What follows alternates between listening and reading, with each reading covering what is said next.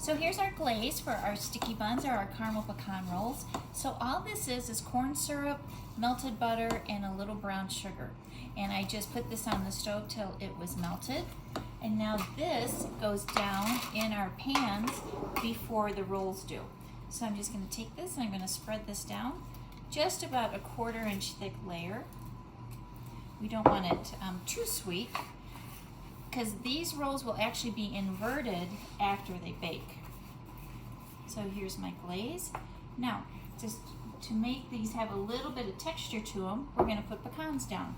Now you could do any type of nut that you wanted. Some people like walnuts, but pecan is the classic one. Now I don't have to toast these because they're actually going to get toasted while they're baking, so I'm just going to put these down. If you don't want the pecans, when we do brioche, which is coming up, we do something like this, and we'll do almost the same thing, only without any nuts on it. So here we go, and now I'm going to set this aside. The nice thing about this, I could prep these the day before and then just hold them in the refrigerator until I'm ready to put the rolls down. So I'm just going to set these aside, get my dough out of the cooler, and then we'll roll it, and we'll cut them and get these proofing.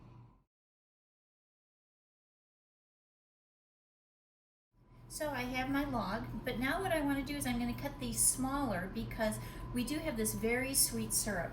So these guys I'm going to just mark, and I'm going to do just about 1 inch. So I want to mark it first, and then I'll come back and cut it, and then I'll get them in the trays, and then we'll have final proofing. We'll bake them, and then I'll show you how to invert.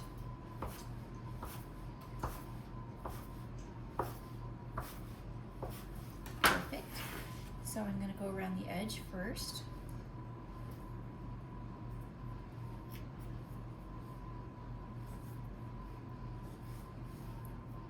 And then one in the middle.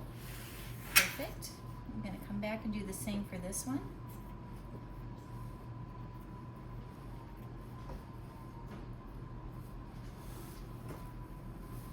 Now when you have little pieces like this guy, it's really not enough to make for a portion, but look, I have an extra one, so all I have to do is unroll this, wrap it around, and look, now I have my second roll. So I have 2 perfect trays.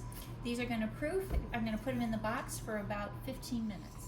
So our sticky buns are out, and these have actually baked to internal of 220.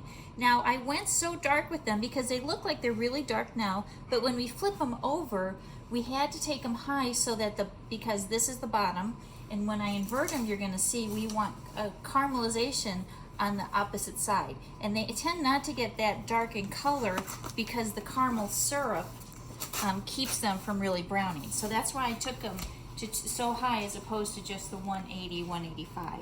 So I let these sit out for just a couple minutes. Look at that. Yum. And because what I wanted to do is just let that caramel cool off a little bit. So if it was still piping hot right out of the oven, it would just drip off the edges too quickly. If at any point it sits out for too long and you flip it and the caramel doesn't come out, re-invert it, put it in the oven, 350 oven for about 5 minutes, and all that will do is just liquefy the caramel again, and then they'll pop out. So this is our caramel pecan, or sticky buns is another name for them.